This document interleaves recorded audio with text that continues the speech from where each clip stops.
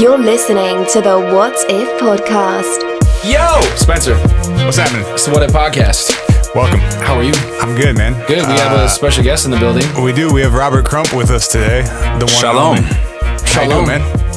Can't complain, man. Salutations. Oh, yeah. Blessed. Welcome. Bless up. We've been discussing having you on the podcast for a long time. Oh, I'm happy to be here. I'm blessed and highly favored. Hey, I love that, man. I want that. I want to like look at that in the mirror every morning. It's going to make me feel. You want to look at Crump in the mirror every morning? That's what she said. I'm not opposed. He's a handsome man. I can say that comfortably in my sexuality. Fair. Okay. I mean, Crump, what's going on in your life today, man? Man, dropping off the kids, dealing with Minnesota traffic, where I was actually kind of conflicted. I was telling Spencer. Yep. I was pissed that there's traffic. Yes. But I was happy to see that traffic was caused by an accident. That feels like a little bit like a morbid thing to be happy about. I'm saying. What else? What would you have been less happy that traffic would have been caused by? Minnesota construction season. Oh. Yeah. We're coming to the end of that. The shit never ends. Well, it ends when winter starts. It ends when it's like below 32 degrees. Which is soon. Which is soon. I saw trees changing today and I was like, oh, it's happening. It's almost October. I'm psyched. Bring or it whatever on. month it is when you're listening to this. It's almost that month too. It's almost that month too. Depends on your cosmic definition of almost. So we're talking about cults today. Yeah. What if you joined a cult? Mm-hmm. Have you ever thought about it? Shit would get really weird. Have you ever thought about actually joining a cult? Does anyone like intend to join a cult? That's an interesting question because I feel like, especially with that weird video you showed me earlier, that most people who like join cults join like meditation groups and like spiritual like health organizations, a Bible study or political action committees, right? Or they're trying to find some sort of inner peace or something. Yeah, no one goes out and like, you know what? You know what sounds cults like are for me. I've made up my mind. It's 2 on a Tuesday, and I feel like joining a cult.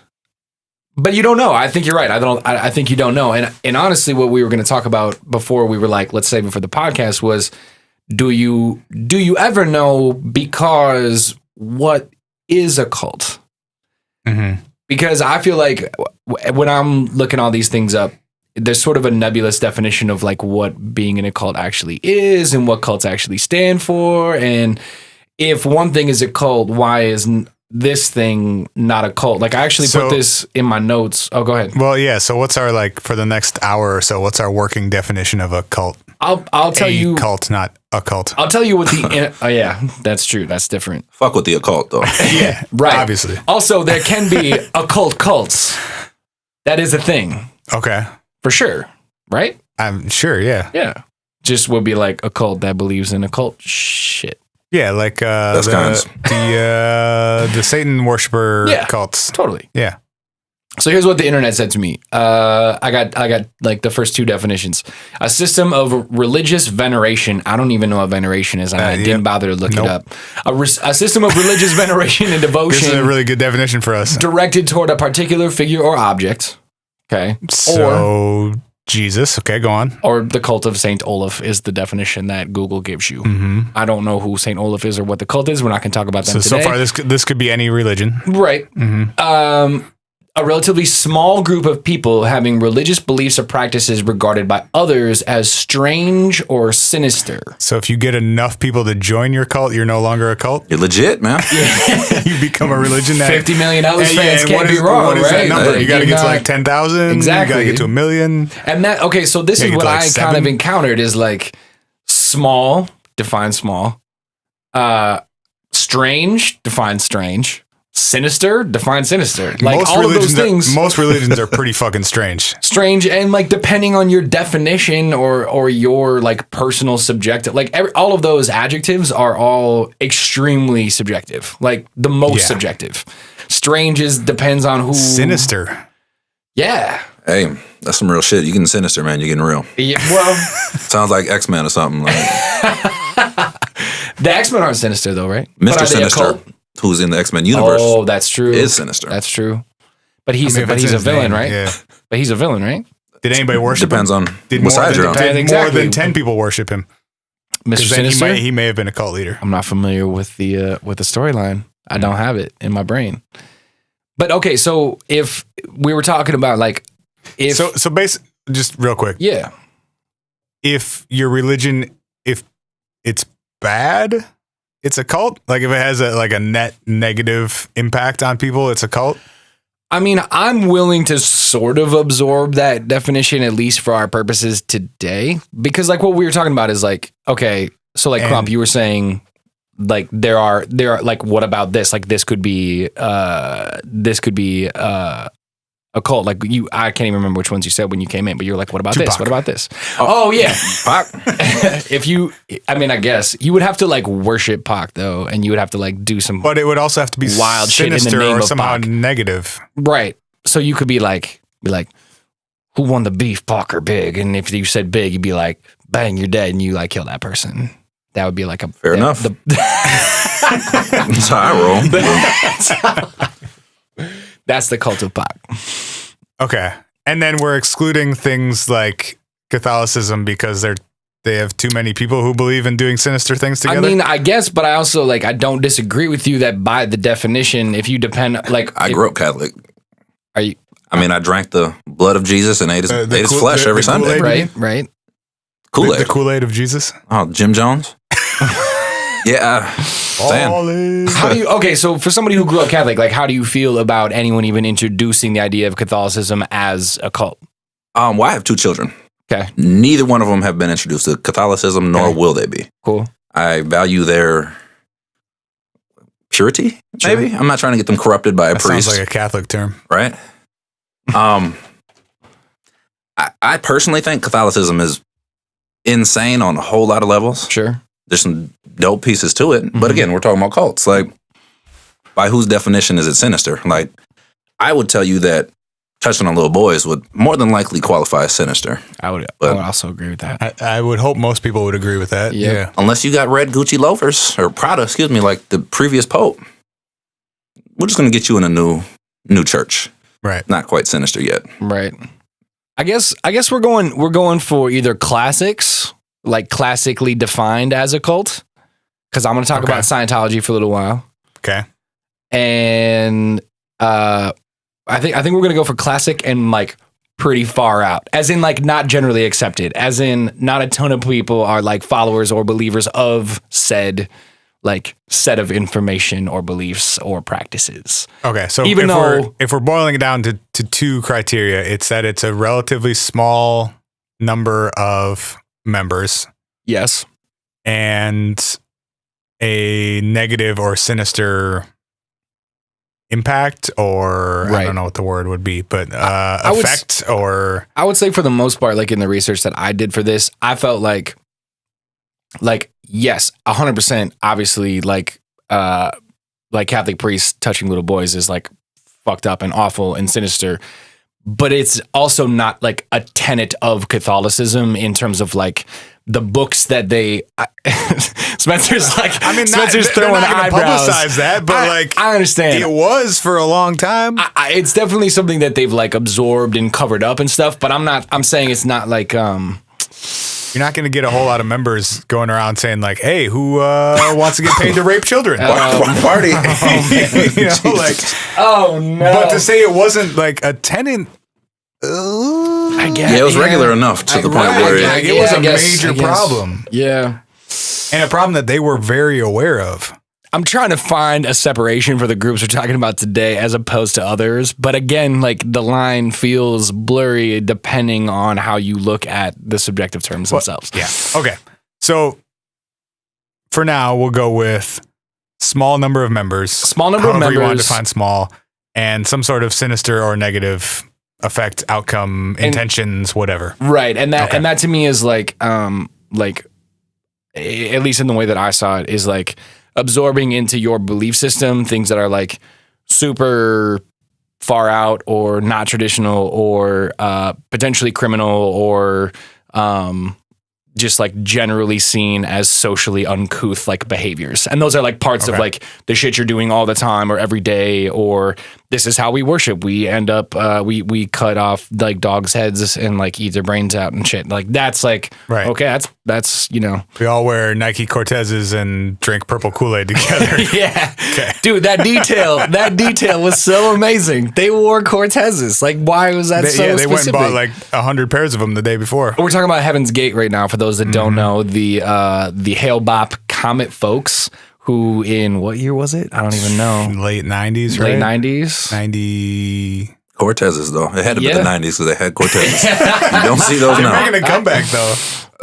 Hey, all Kendrick had to do was say Yeah, them once right? on Kendrick a said song, they and were everyone's cool, and now like, they're cool, back. I'm back. All right, let's.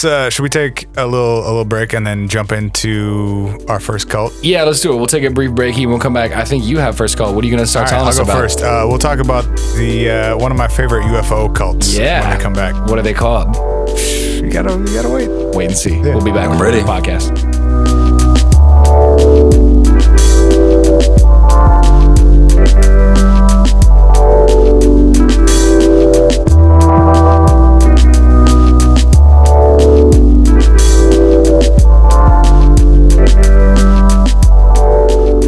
Say hi to Spencer and Ryan. Send them a message at hi@whatifpodcast.com or leave them a voicemail at 612-246-4614. We're talking about what if you joined a cult today, Get my and notes ready. Spencer's got to get his notes I was ready. thinking about supplements and Herbalife. Herbalife, Bach the and cult of all kinds of Herbalife, things, and yeah. settling with the FTC for $200 million.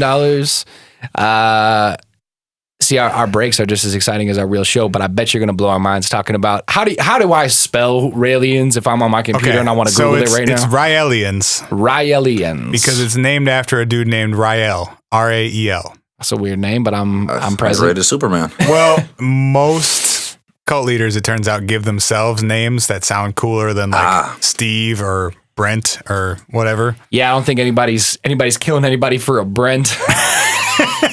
Like, yeah, I worship Todd. You know, it's just not gonna. It's Sure not gonna don't. Work. Yeah. So Rael is the leader of the Raeliens. So Yep. it's Raelian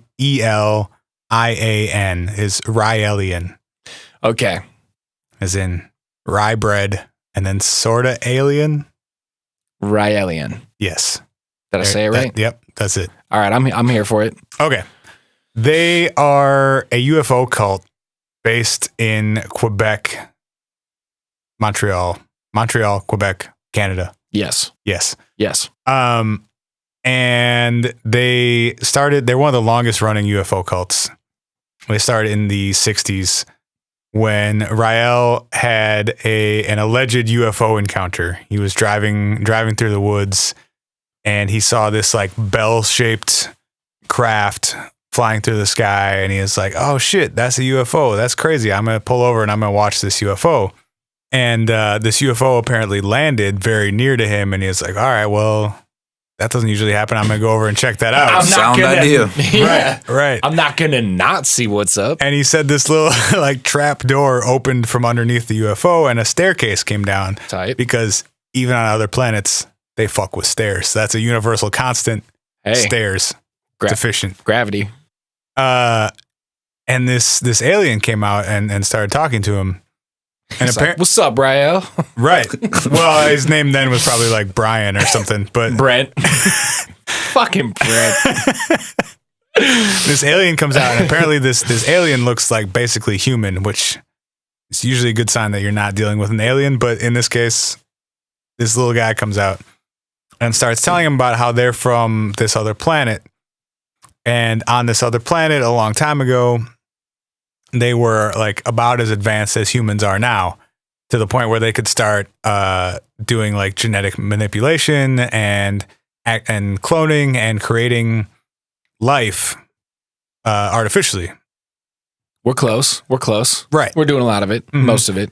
And so they started like creating life on their planet, and they started with real simple organisms and moved their way up to other animals and stuff. And they had this rule though that they could not create intelligent life, sort of like with our kind of where we're at with artificial intelligence now. Like, you don't really want to create something that may potentially be more intelligent than you. You know, keep it at Siri level. Just fucking stupid. Right. Useless. Basically useless. Yeah. I yell at and throw my phone because of. You want to create like deer and lizards and beavers and shit, but not anything that's going to like eliminate you from the food chain. Right. So apparently their scientists got to a point where they were capable of creating more intelligent beings and wanted to, but their government or whatever wouldn't allow them to. Their alien government that is being conveyed to Rael in his experience is ran by Obama. Yes. Thanks, Obama. Space Obama. God, just let us make intelligent beings, Barack. Shit. Is that Napoleon Dynamite? What the fuck was that? I don't know. That was like my mad at Obama voice, like dumb idiot, dumb Southern idiot. So voice. this alien that comes out of the trapdoor staircase attic thing tells Rael that the scientists on his planet were like, okay, yeah, that makes sense.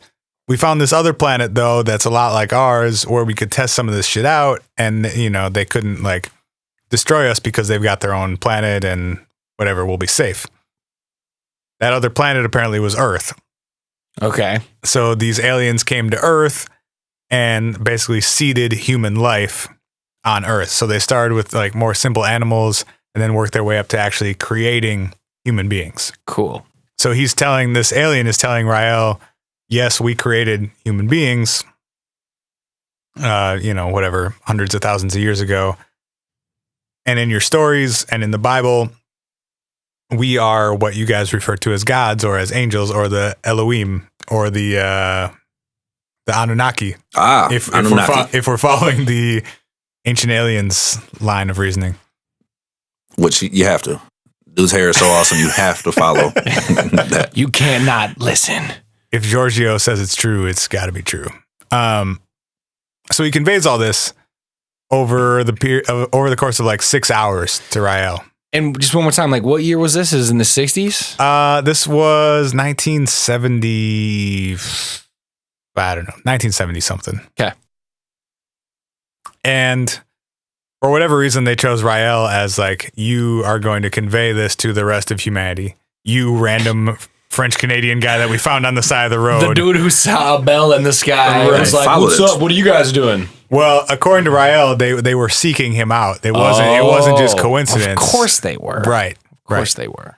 And he was then to be sort of the mouthpiece for them to tell the rest of humanity that they needed to build this embassy for the aliens. Yes. Because now as human beings, we were at a point technologically and emotionally and intellectually where we could accept that these aliens were actually our creators. We were test tube babies. Right. They're enough. alien test tube babies. And we could actually benefit from working with the aliens, and we needed to create this very special embassy where they could land and make themselves known. Can you like really, really make my day by letting me know that this embassy now exists in Montreal and I could go visit if I wanted to? Because I really want it to be real. The embassy has not been built because shockingly no one wanted to put up the money to build an alien embassy. It sounds like Rael's a pretty bad cult leader if they were like, yo, we seeded Earth, build an embassy in our name and we'll come hang out with you guys. So this cult has been around for 40 some years now. And they haven't built an embassy in 40 years? I could have built that by myself in 40 years. Kevin Costner did it. He built it. They came. End of the movie. That was Ghosts. That's way different. They've got roughly 90,000 members in this cult. That's a lot.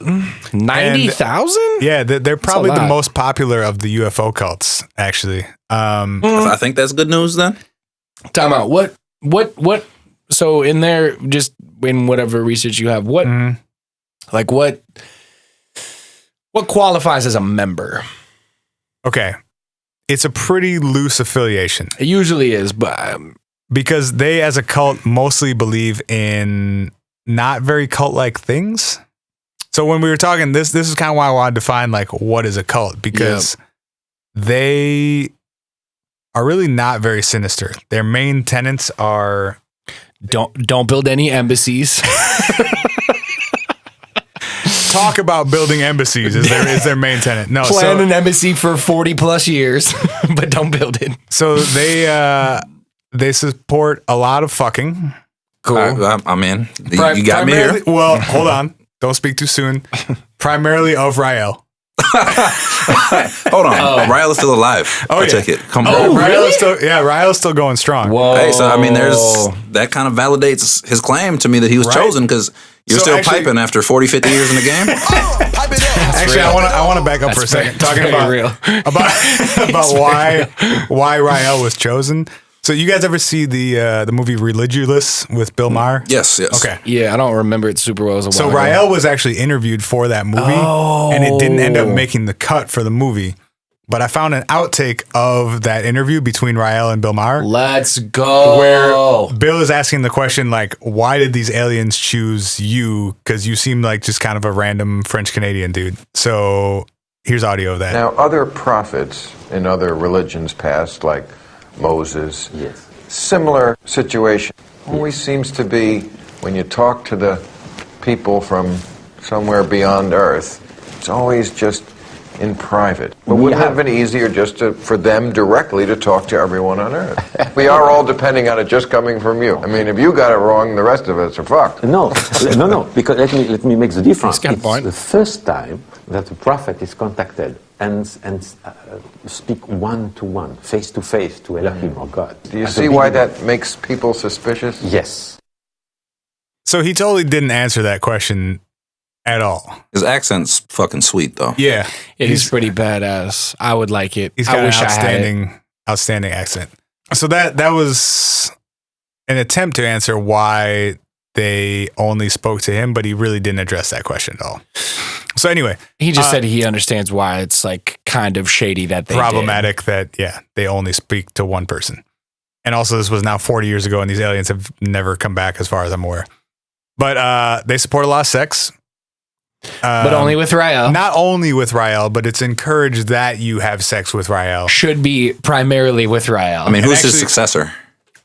There might be a vacancy. There's not one for now. I actually found a Reddit AMA with someone who used to do PR for the Raeliens. So you're legit enough to have a PR person. They're pretty legit. People are paying dues here to be a Raelien so that they can afford a PR person and not build said embassy. And not build a motherfucking embassy. I'm mad about the embassy. So I'm going to read from a quote from the PR agent. All right. He said, quote, "They absolutely do a lot of fucking. It's a core it's a core aspect of their religion." Obviously no longer in PR as he's using fucking in his quotes. Now they fucking. Bro. Hold on.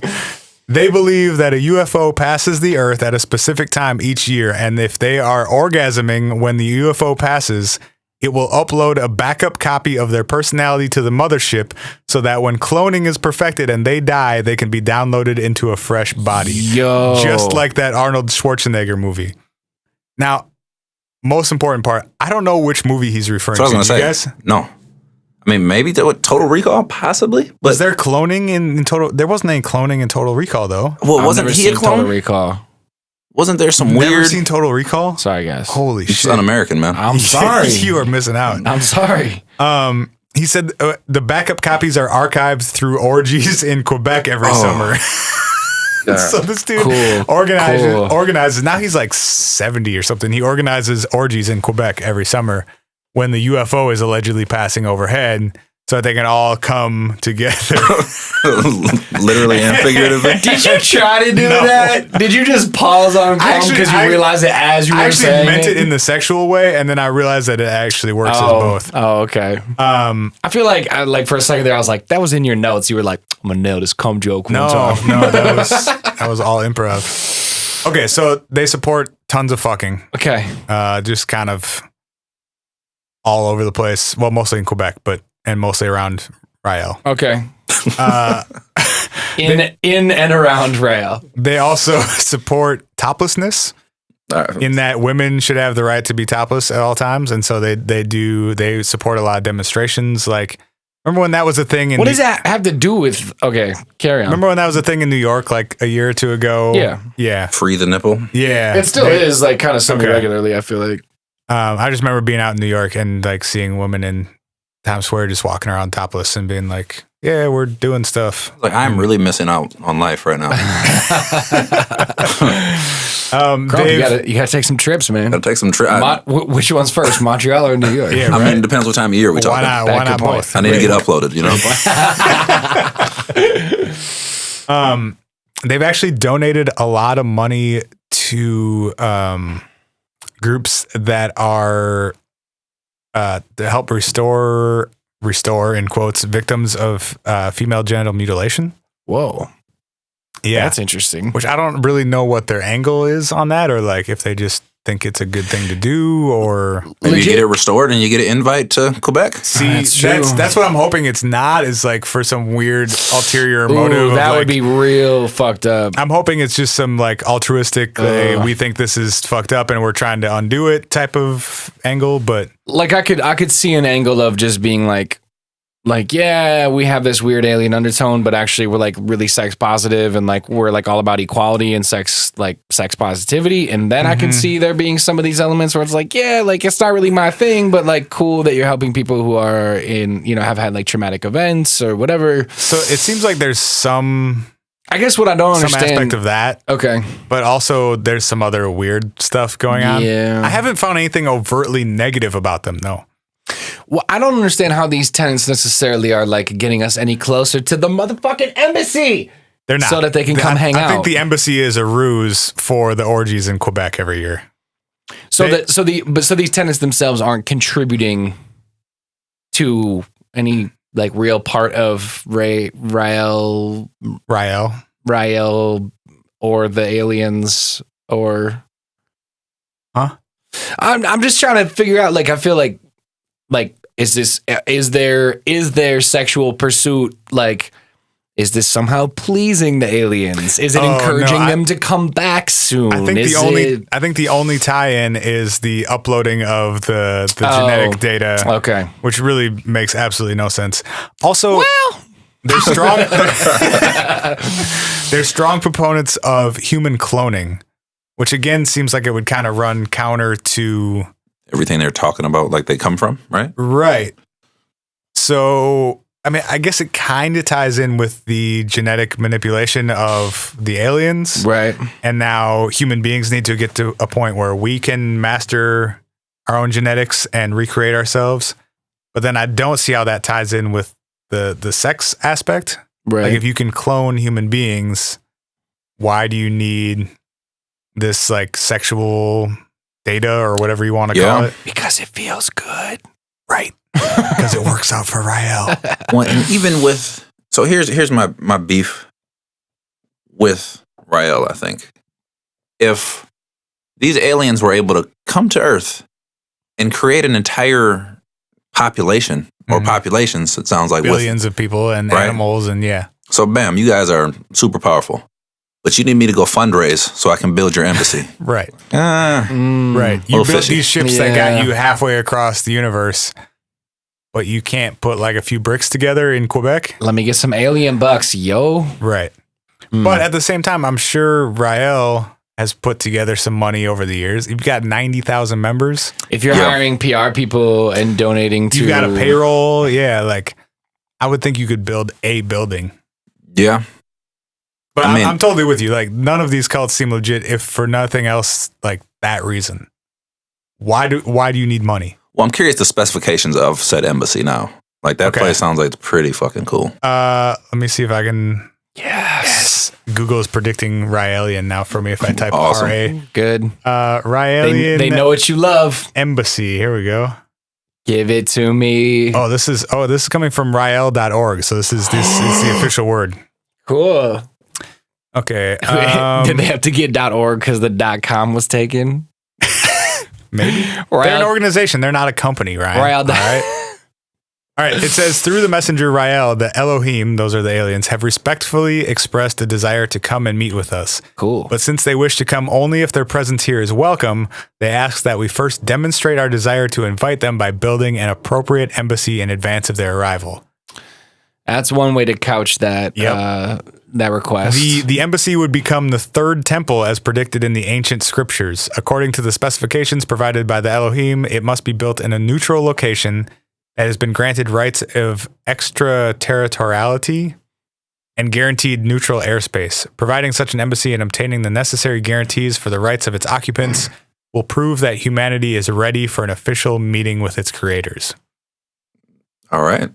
Oh, detailed plans and specifications for the requested embassy are available at ElohimEmbassy.org. Give me some. It's official, man. So .org. did this dude just did he just remember? Were they like, all right, Rael, here's what we're looking for. All right, we need 13 bedrooms, 17 bathrooms. What? I found a video outlining how we're supposed to build the embassy. Do you guys want to take 4 minutes to listen to / watch it? I mean, the intro sounds pretty awesome. There are 8 UFOs on my screen right now. They're circling Earth. Cool. Oh shit, they're moving towards Earth. Is this going to be one of those, there's They audio, have but then Arabian they... music on other planets. So this sounds like it may be the inspiration for the next Michael Bay Transformers film. Yep. Uh-oh. Let's build an embassy and welcome an ET civilization to Earth, says this YouTube video. The UFOs are flying along a highway. That seems unnecessary. Elohim Embassy. Ooh, gates are opening. This looks like it was probably made in about 1995. Hundreds of thousands of people around the world believe, as all Raeliens do, that we were created by advanced scientists from another planet who made us in their image. Those extraterrestrial creators mentioned in the Bible as the Elohim have continued throughout history to monitor our progress. Ten Commandments. Also sent us messengers. We're parting the including seas. Jesus, the Buddha, Mohammed, and a few dozen others throughout the centuries. Yeah, that's another good part. Rael claims to have spoken with and met Jesus, Muhammad, and Buddha when the Elohim took him aboard their spaceship and back to their planet. So they were just they're like the religious Star Trek crew. They're like right. They're just hanging out somewhere in space. Beam me up, Jesus. I've got Jesus is Scotty or Chief O'Brien or all right, we can't talk about Star Trek yet. We did this on the last episode and you were lost. I made like one of the 3 Star Trek references I'm capable of making, and I thought it was pretty good. It was solid. All right. So I've got audio of Geraldo Rivera interviewing Rael specifically about the times that he met Jesus. Oh, yeah, we gotta hear this. Yeah. And Geraldo? Yeah. Now, is it really true, now tell me the truth, that you personally have met Jesus and Muhammad and Buddha? Yes, this is the important part. These people, But you've seen them with your own of course, eyes? and I was speaking to them like I speak to you now. And we will build this embassy, and they will come back to the earth. How tall was Jesus? Oh, smaller than you. How about Muhammad? Muhammad also smaller than you. So Geraldo's main question is, how tall was Jesus? We have to know. Is this also is this Geraldo's gotcha moment? He's like, hey, here's what I'm gonna do. Like, did you or didn't you meet Jesus? How tall was he? As if Geraldo's like, I got a chart here that says Jesus was 6'2", Or and you're Rael's saying gonna he's be like, 5'8". he was 2'4". Shit, that's not a real I height. fucked it up. He knows I didn't really meet Jesus. Good one, Geraldo. Great reporting. What a piece of Quality shit. journalism, man. All right. Yeah.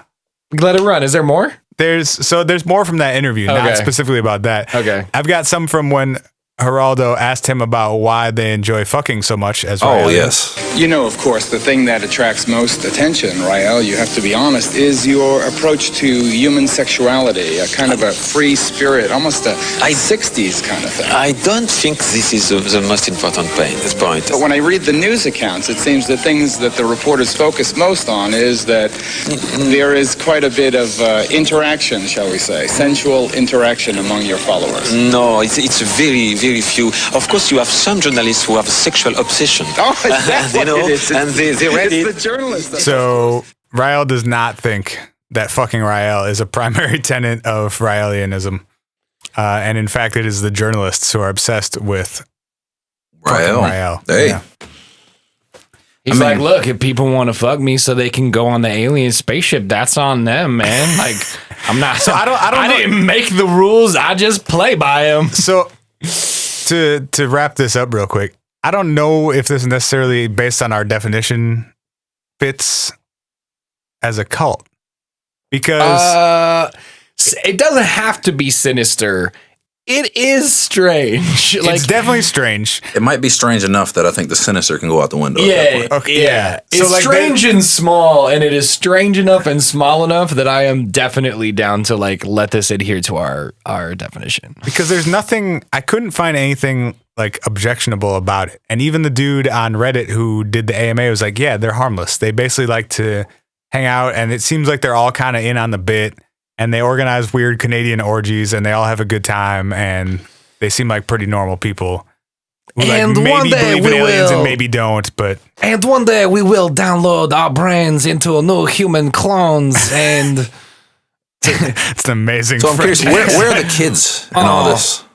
where are the kids? Because a lot of times when I think of cults, I think of kids, right? You Yeah. got Jonestown, you got all this weird stuff going on with kids. And like the early indoctrination shit. Yeah, so if he's been around 40 years, right?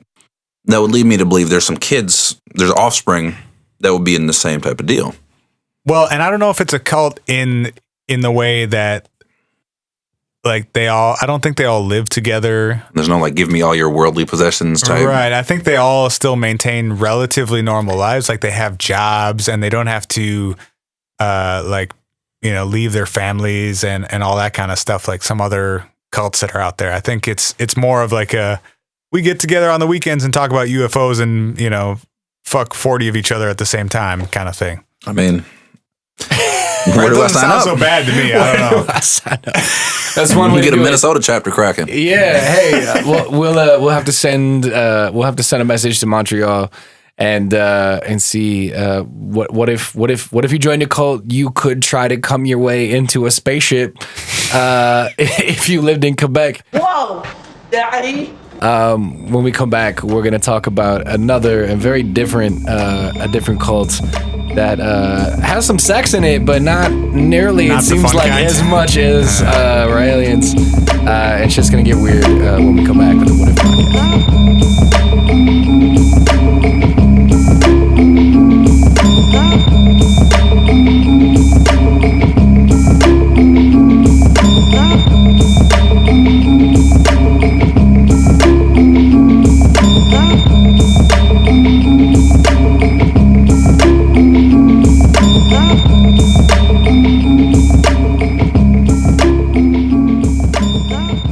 Don't you want to become a cult leader? Since the death of God, there's been a vacancy open. You could fill that void. Here's how. I like that. That's pretty cool. I found this video on Tell me more. I found this like 10-minute long video on YouTube, probably from the 70s, about how to become a cult leader. And it's just this like step-by-step instructional. And that's the opening line. It's like, lie to people. You're telling me you're going to post this link like in the description of the podcast, absolutely. right? Yeah. We'll put this in We'll embed it in Yeah. we'll embed it. Speaking of which, while we're back and talking about the What If podcast, go to whatifpodcast.com. Or send us an email at hi@whatifpodcast.com.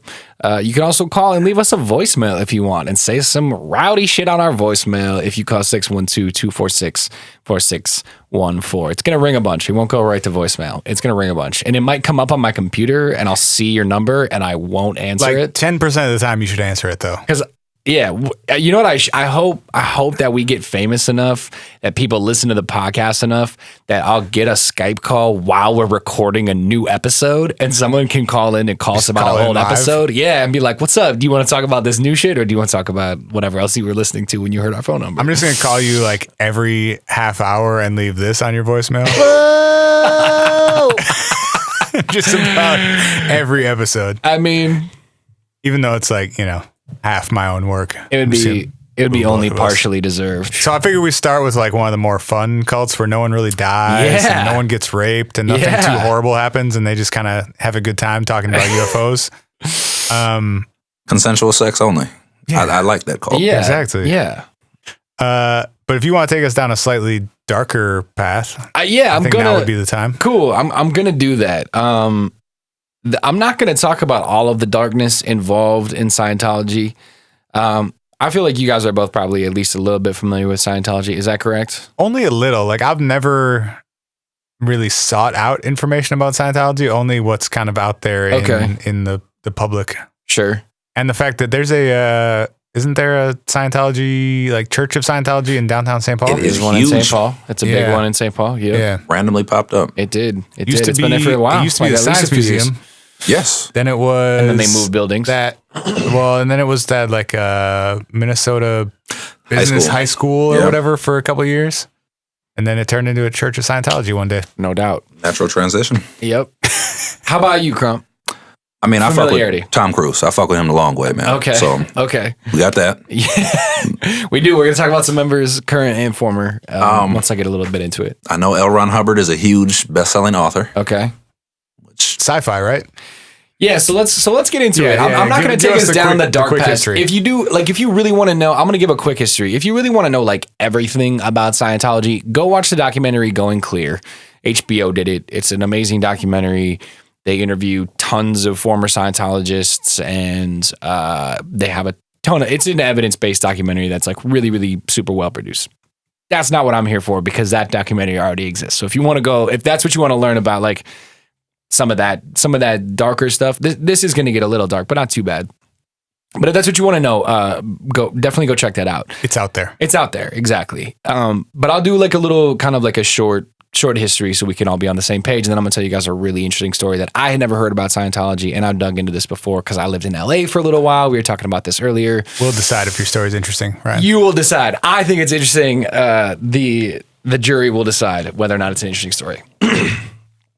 So apparently in 1973, L. Ron Hubbard writes an edict to his followers that was apparently written in some uncertain terms. I'll go back to quote the wiki because there's no actual text form of the edict that he wrote. But in it, he, quote, called for the removal and correction of erroneous Scientology files around the world. And he wrote this edict and provided to what was known as the Guardian's Office. And this goes back to your point about whether or not like their membership numbers are real, because this Guardian's Office they had a main office in England. There was one in Los Angeles. And it's basically this like tier of Scientology, like people who are better trusted, more like agents of the church than they are actual like members of the church, if that makes sense. And this like sect of Scientology is run by Mary Sue Hubbard, which is L. Ron's third and final wife, as she was his wife until the day he died. Essentially, ride or die. That was a very ride or die. It was, I guess, I can't even remember. I guess it would have been like 20 years or 20-ish years on the last one there. So he basically issues this edict to the Guardian's Office, run by his wifey, that says we need to get rid of the removal and the correction of erroneous Scientology files. Now, what does that mean? Well, so some people interpreted it to mean basically in the 60s they had been raided by the FDA, which I haven't been able to find more information about. FDA? It was the FDA, and I don't know why it would have been the FDA. I do know that they owned a ton of land out in the middle of raids things. Yeah, if you're growing stuff you're not supposed to be growing or selling stuff you're not supposed to be selling. They did own a ton of property, so I'm wondering whether or not they were like growing and selling food or growing food for themselves that wasn't like monitored by the FDA, or I don't really know. Okay. But they were raided by the FDA. They had some negative articles being written about them. They kind of knew that the IRS wasn't super psyched about them because they were taking in tons and tons of money that was currently tax-free because they're a church and registered as a church. Mm-hmm. So they're basically, people interpret his edict to basically be like, wherever and whenever you can, get people to stop talking shit about Scientology because we kind of need this to like keep going. Got to ride on them. We need the river of dollars to keep flowing. Okay. The way the Guardian's Office took this was, hey, a really good way to do this is if we're working for the government organizations that are collecting the information, we can be the arbiters of what goes in and what goes out. And if we can't control the inflow, we can at least let the Church of Scientology know when the organization we work for knows something about Scientology. So From when he issued his edict in 1973 to when Michael Meisner surrenders himself to the FBI in 1977, it's reported that some 5,000 Scientology members infiltrated, got jobs, and passed information from the IRS, the DEA, the National Institute of Mental Health, the Coast Guard, and police departments around the country. Hey, L. Ron Hubbard, man, we need to take just a moment to appreciate how fucking awesome that is. Beast, right? Beast. I mean, Operation Snow White, man. In July, sorry, go ahead. Used for like a better outcome, that's pretty badass. It's pretty impressive, right? On July 8th, so this was okay. So you can just a real go ahead. A moment of appreciation. Going back to what Crump said, like he sends out a memo that results in how many thousands of people? The number is estimated at 5,000. They don't have proof of that. 5,000 people. This was also worldwide, by the way. They just have less proof of the international ones because whatever. Yeah, thousands of people changing their careers, moving into government jobs, basically just spying for you to like make sure that you're getting paid. Your cake keeps coming. And to piggyback on this, he's doing all this without fucking people. Well, Rael, he was fucking people. I don't know. Maybe people weren't fucking him like they were doing Rael, though. You know what I mean? That's true. I don't know much about like giant Scientology orgies. I know that people were fucking, but I don't entirely know. Like, I don't think it was like a basic tenet of Scientology. You don't bring Tom Cruise into your organization if you're not trying to get him in on some orgies. I'm saying. I mean, come on, y'all. That dude's like 5'4". He's not doing exactly. He's not doing much work anyway. I'm not sure you know how sex works. He's 5'4", man. Do I have to explain myself? What are you talking about, man? I'm talking about size 8 shoes, man. That's what I'm talking about. You know what the fuck I'm talking about? Motion in the ocean, man. Wow. Okay, so let's talk about Michael Meisner really quick. I want to tell you guys why they knew who Michael Meisner was. Please. Michael Meisner in 1974, I believe it was. No, would have been earlier than that. Like after the edict was issued, like 73, 74. How am I saying 90? 73, 74. Dude is living in the DC area and along with 2 other Scientologists gets jobs as typists, clerical typists for the IRS. Okay. And because in the 70s, typing shit was a job. Typing shit was definitely a job and like a big one because it was like slow and difficult and the only way that copies got made or whatever. Yep. So they get jobs at the IRS and their job is basically to go, if we get paperwork that is valuable, if we know the IRS is collecting a file on Scientology, we're going to like make copies of shit or take pictures of shit or just say, hey, this came in, etc. So for a while, Meisner and a couple colleagues / Scientologists are basically just funneling information back to the Church of Scientology in LA and the headquarters, etc. Over time, they get a little more brazen about their investigations, and they end up learning that there's going to be a meeting at the IRS headquarters in DC that is about the tax exemption status for the Church of Scientology. They falsify IRS credentials to get into like different floors of the building and bug the conference room with an FM transmitter that you can plug into an outlet and beams an FM signal to a Church of Scientology vehicle they have in the parking lot. This is so cool. Whoa. This is all in court docs, dude. I read through some of the court docs today and it was blowing my fucking mind. Next level shit, man. For real. They're sitting in the car with a microphone recording the radio transmission of the IRS meeting about Scientology's tax exemption status. And the Church of Scientology proceeded to use that information in later court cases because they knew the IRS's angles they were going to take to try to revoke their tax exemption status. Right. So their entire court case was prepped to fight the angles that they were using in the meeting that they got. Damn. I don't entirely know how, but Meisner was found out for having bugged the conference room. By the IRS? By the IRS. And then the FBI was on the hunt for him and he left and went back to California. This is when he went back to his apartment in Glendale and he basically was like hey, I'm a fucking federal fugitive and I'm really terrified and I don't know what you want me to do, but I don't think I can be like covertly assuming a new name and a new job for the rest of my life. Like, they could tell he was kind of wavering on. I would way rather be like, hey, we infiltrated a bunch of government organizations and I want out, and here's what they told us to do, et cetera, which is why they kept him captive for as long as they did. So then he eventually escaped and turned himself in rather than keep being a member of Scientology? Yup. Escaped his handlers. He turns himself in. He basically tells them everything he knows about Operation Snow White in the weeks between the June 20th.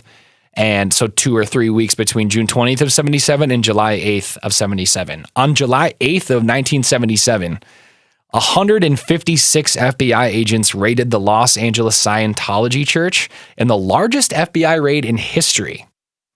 It took them 21 hours, and they filled a 16-ton truck with paperwork and evidence. Wow. Which detailed all of the embeds they had in all of the government organizations in the country. I'm going to jail!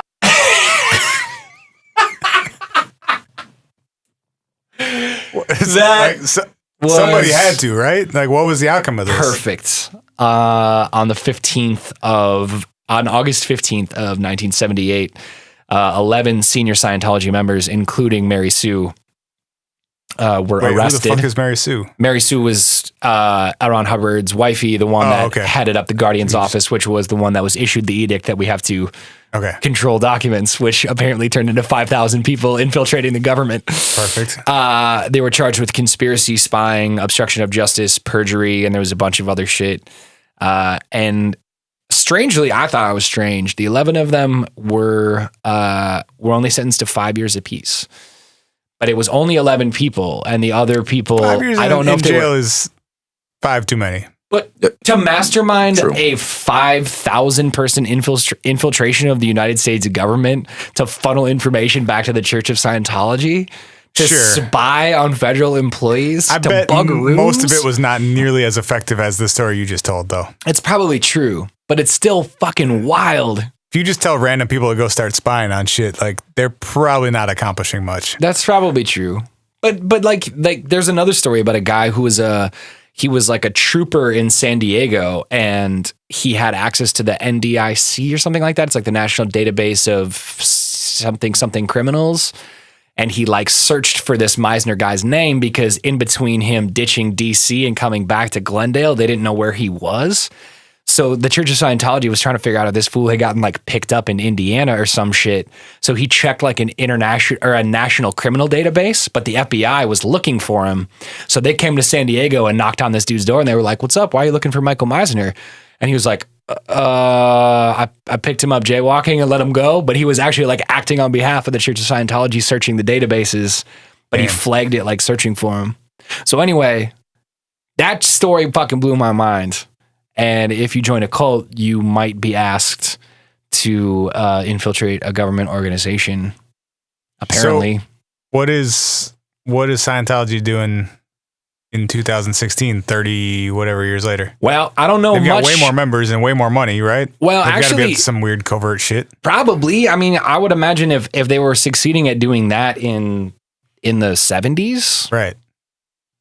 I mean, what can you be doing now? Go watch Going Clear, man. They talk about the type of stuff they're doing, the type of like they're like videotaping and like harassing ex-members or people who talk shit about it.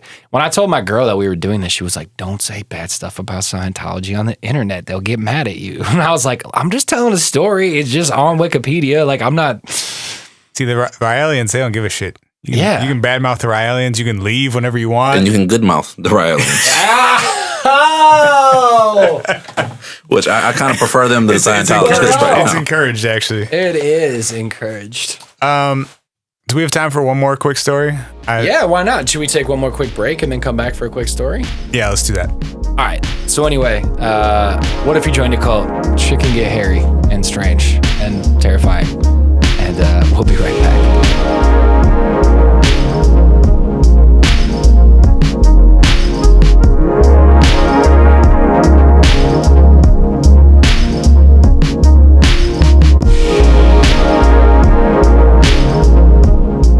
And now, back to the What If podcast.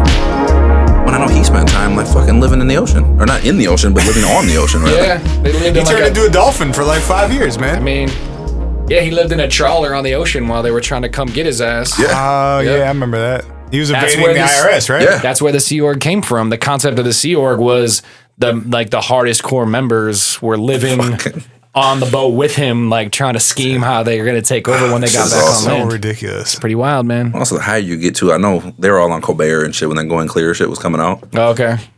But I was learning about how like the head dude was just beating ass. Like his secondary dudes, he was like fucking them up. Yeah. I'm like, dude, that's awesome. Like it's fucking crazy. It's crazy as hell. But like the fact you got that much juice that you can just beat the shit out of people and they're cool with it. Totally. What are you gonna do?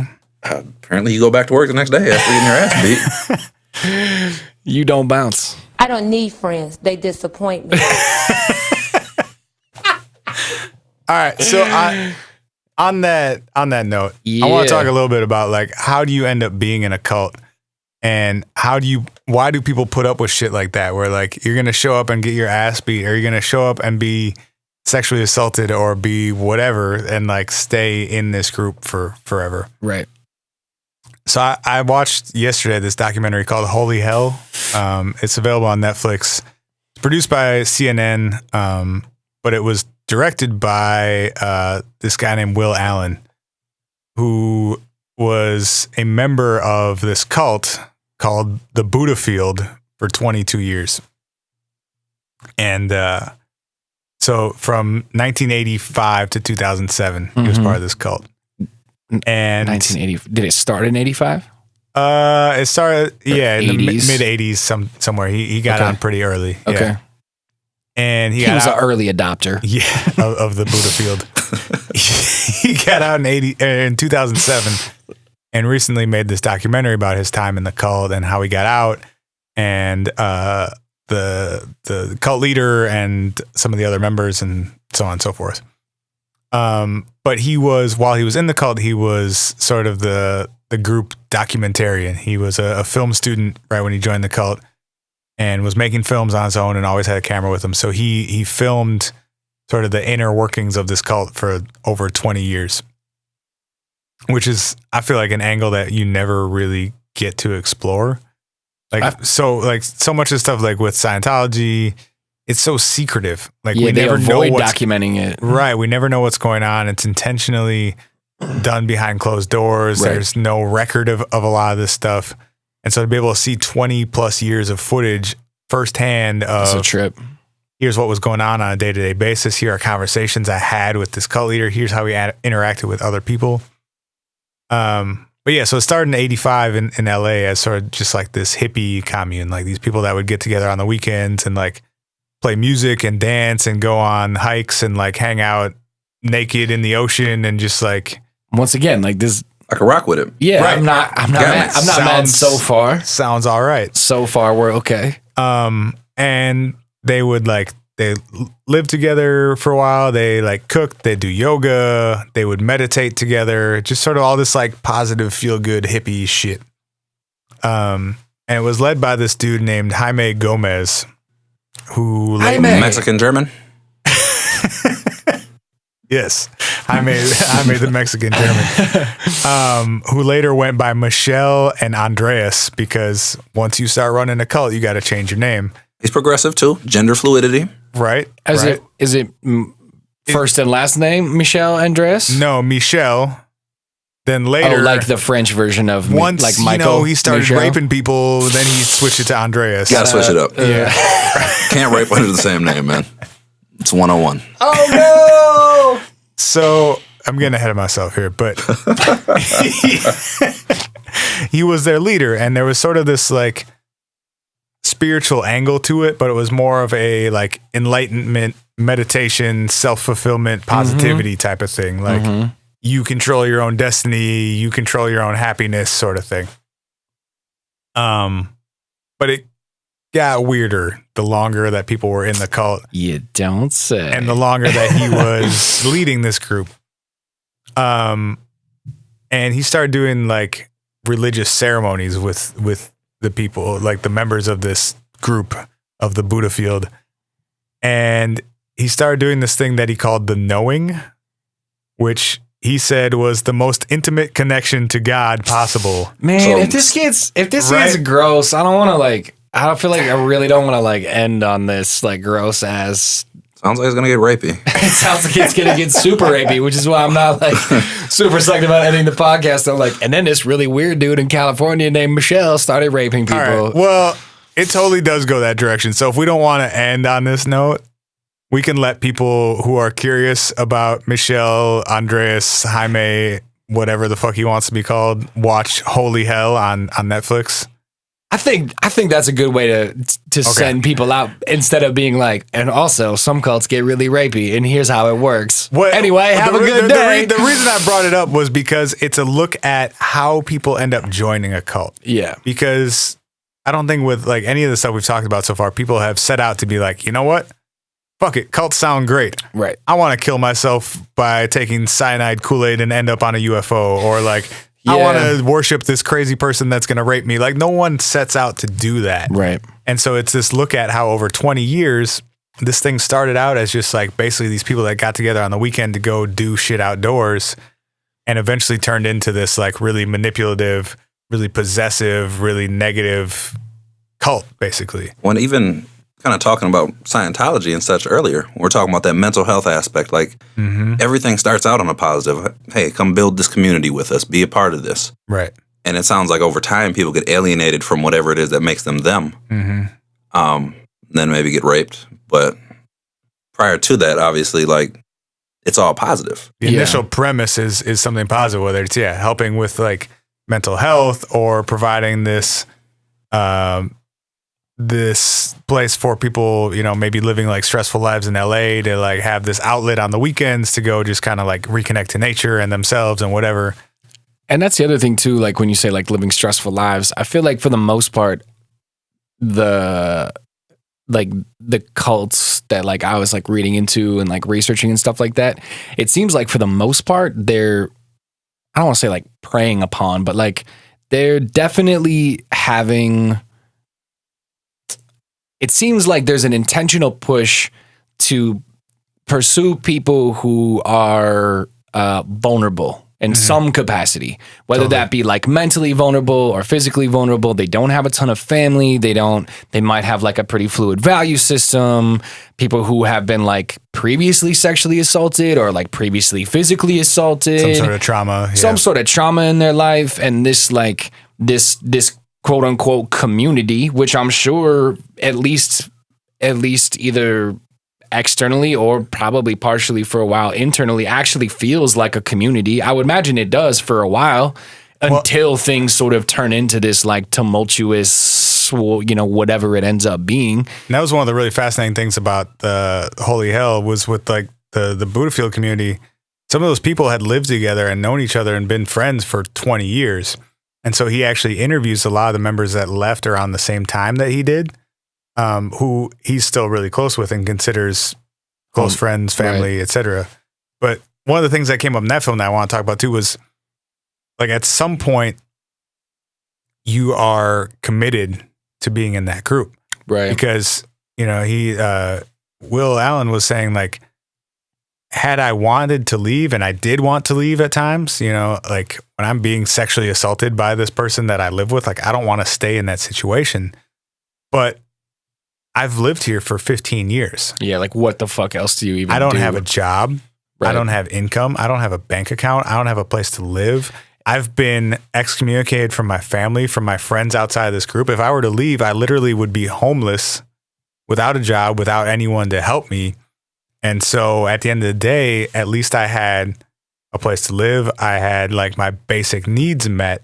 And you had some people who had been through the same process with you. So they were essentially homies. Right. And if I leave, I'm starting over from square one at 45 years old. I'm on the street. And that codependency piece. Totally. It's so crazy. Because you're saying, they might be vulnerable adults when they're heading in, or just vulnerable individuals. And they might become fulfilled, but outside of that group, now they're more vulnerable than ever. Totally. Exactly. Which...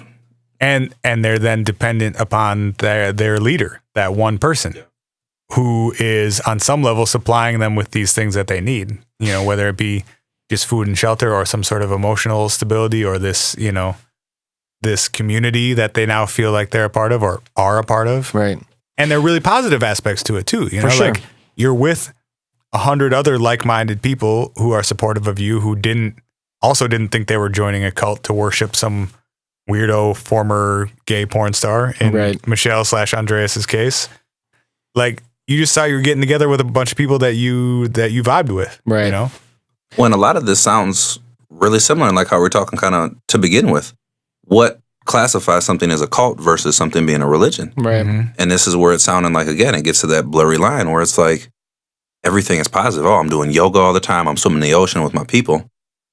Right. That sounds kind of dope. And that sounds like not necessarily a church experience that in and of itself, but I'm going to church once a week or twice a week. Yeah. The concept of fellowship. Yeah. Well, and I mean, I think that's what so many people get out of a church experience anyway, is that community aspect of it.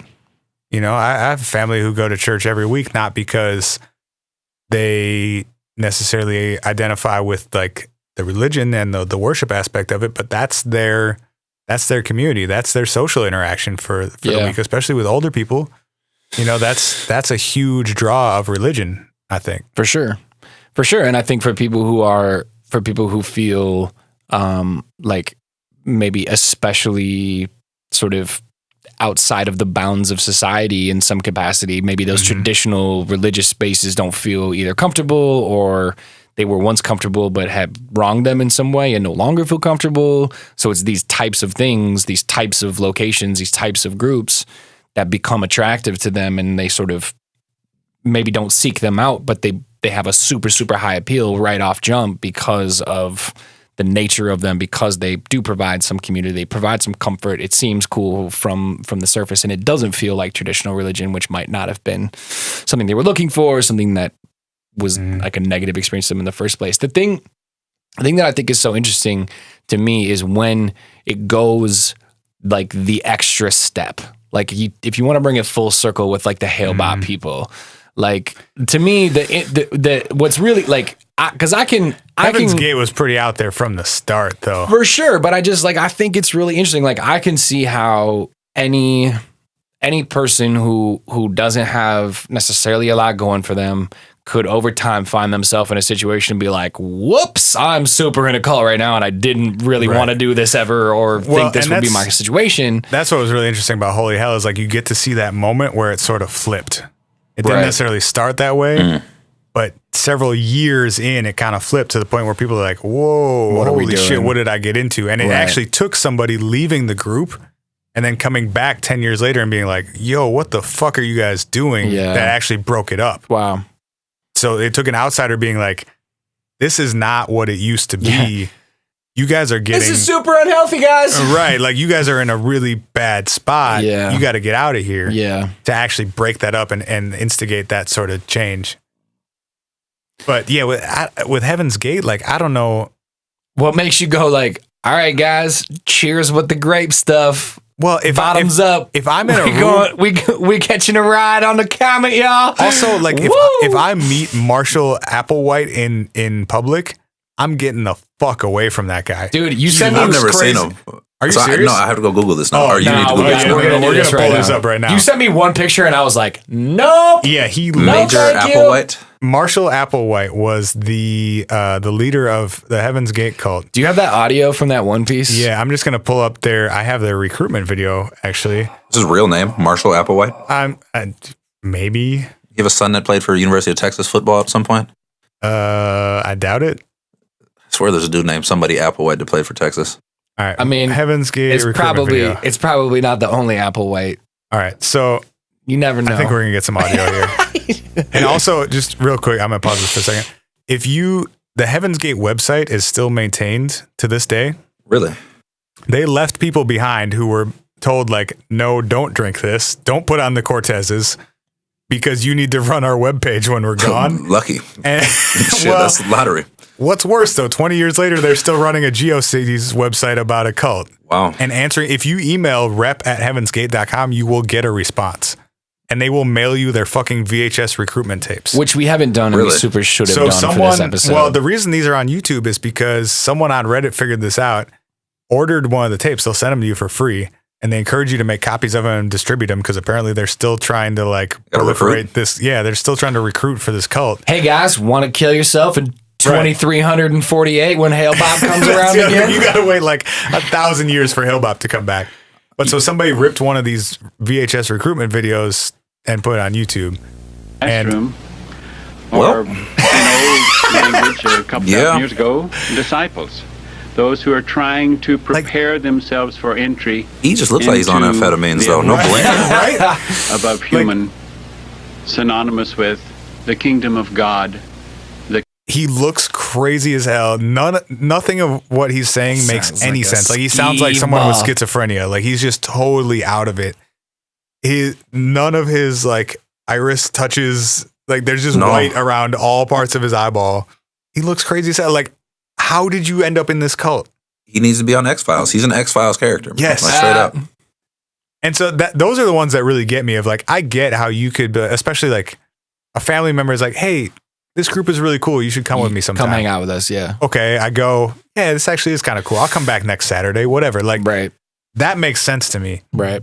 Meeting this dude and saying to yourself in a parking lot and someone was like, hey, yeah, like you should saying come to hang out yourself, with I us want to spend sometime. more time around him and the people that follow him. And I want to do what this guy says. Like, I can't imagine putting myself in that scenario. Hell no, not at all. And I think like, again, what it makes me wonder is, are these the ones that attract the most vulnerable people? Like, is there like a chart that's like, if depending on your level of vulnerability, that's how crazy and far out and like Heaven's Gate is at one end of that spectrum. Yeah, and so it's is it the most far out, most vulnerable, most strange people? And Jehovah's Witnesses are somewhere at the other end. Yeah. That's the other thing. Like, there's ones we don't even have time to talk about where there's like Trumpites or Trumpians or people that follow Trump. Trumpeters? Trumpeters. That's them. Oh boy. But I think to me, I mean, we're talking about this guy right here, Mr. Applewhite, comparing to Trump. Ridiculous looking. Right? Like, I would not. Just spouting total nonsense. You're glowing in the dark orange. Like, I'm not going nowhere with you, bro. But appeals to certain populations. A whole lot of people, too. Like, millions of people. Very vocal. In Trump's case. Which Applewhite only had to round up like 100. I mean, he must not have much Kool-Aid, man. I don't know. Like, that's just like 16 cents a packet, man. Come on. Well, shit, yeah, they don't make that many Cortezes, man. Like, they didn't have enough. Bought their entire stock for a year. You had to hit the whole state. You had to hit this Foot Locker in like 4 different malls just to cop enough Cortezes to kill yourself. God. But like, so Jim Jones, who ended up going to Guyana and all that, right? Yeah. He appealed to a vulnerable population. Yeah. Now, they weren't, Applewhite's had to just been insane or schizophrenics or something wasn't right. They're really on the fringe, yeah. Yeah, but like we're talking about, why would you join a cult? With Jim Jones appealed to, from what I understand, a lot of African American people. Mm-hmm. Whereas like your message is, okay, we're oppressed, we're getting screwed over. Mm-hmm. You're talking about some type of salvation or a way for us to help ourselves. Where I could see, I'd buy into that. I'd listen to what that guy was saying. Yeah. Yeah. I mean, you look at Trump. Trump appeals to these white voters that lack privilege, that have poverty and all these things. Like, I could see how you get from there to fully invested into now. Because now is the same time where it's like, man, this train is derailed. We should probably jump off, but they're there. We've come too far in at this point. Yeah, we've come too far. So along those lines, I was trying to find any cult that wasn't run by a white male. And I could only find one out of like, I spent the last few days literally like on the hunt. Yesterday and Friday, I did nothing other than go to work and research cults at my house. And I found exactly. Dude, I think you're getting flagged by FBI. I was just going to say, the government is going to be like, what my search history is up with this dude? All kinds of fucked right now. I only found one cult that wasn't run by a white male in my entire research. And it was? Who was it run by? And also, what was it? So it was the Nuwaubian Nation. Okay. Hey. Led by Dwight York.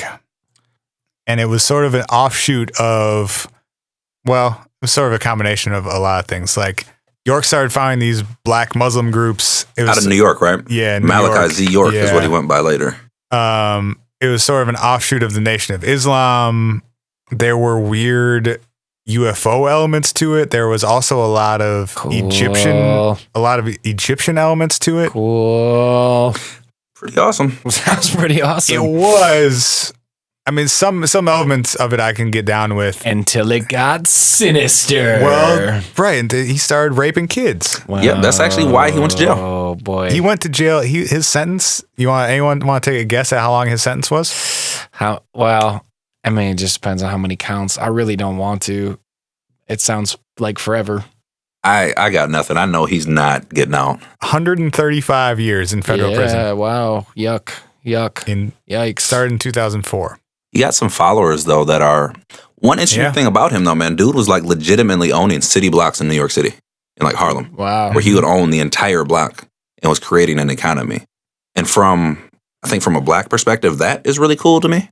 Right. But again, once you get into the raping, you lose me. Mm-hmm. I really, for the life of me, can't understand the connection. What is the connection between... He was also a musical star, too. I forgot about that piece. Okay. And that was actually another thing I wanted to talk about because that's totally a fucking theme. If you look at cult leaders, so many of them were in some sort of performance. Oh, it's like a fame thing, like an adoration thing? It was either music or it was theater, acting of some kind. Dude. L. Ron Hubbard with the writing. That celebrity piece. Okay, so L. Ron Hubbard as a sci-fi writer was kind of doing okay, but not really killing it. Was never going to be famous for writing sci-fi. Our guy Michelle / Andreas from the Budafield group. He was an actor, right? He was a failed actor. He was also a musician. Okay. Rael was a French failed pop star. Our guy Dwight York from the Nubian Nation. Like so many. Charles Manson.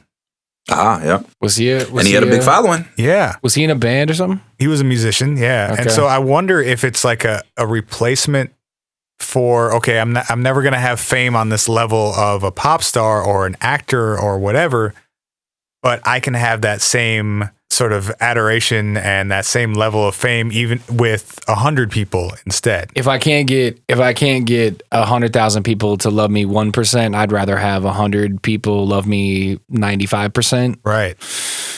And that definitely was like, that came up a bunch of times in all the stuff I was researching for this is people who were some sort of performer, someone who was seeking fame in some other way that didn't succeed, that then ended up leading this group of like incredibly devoted, like religious followers. And that makes a ton of sense. Cult. Like just the fact they're so charismatic to begin with. Yeah. Right. We're like, you're an actor. Well, hell, let me play this role of religious leader now. Sure. Right. The skills translate for sure. What if you joined a cult? I think we've decided today, just don't do that. Just don't do that. It seems like it's probably not going to work out good for anybody. Friend asks you to go do that weird thing this weekend, like, just don't. Yeah. Raeliens, you might end up in New York. Yeah, actually, the Raeliens, if you want to go to Quebec and join the Raeliens, I think you'd actually be fine. Upload your data. Maybe the real go upload your data. Maybe the real lesson is say yes, but just remember that no one's ever going to propose that you join a cult. It's always going to be their buddies, group of friends who does this one thing, or right. It's not going to appear. It'll be a wolf in sheep's clothing like most of the time. Mm-hmm. And sometimes that wolf is fucking crazy. If you do join a cult, let me know first so I can give you a microphone. Yeah. And you can send us audio. Yeah. And we will do part 2 of What If You Joined a Cult on the What If podcast. Crump, thanks a lot for being here, my guy. Thank you guys, man. Appreciate it. It's great to see you, brother. We got to have you back again for a subject of your choosing next time. Man, I'm with it all, man. All right. Let's do it. Beautiful. All right. Till next time, fellas. Be good. All right, squad. Be safe. Thanks for listening to the What If podcast. For show notes, transcripts, and links from today's episodes, visit whatifpodcast.com.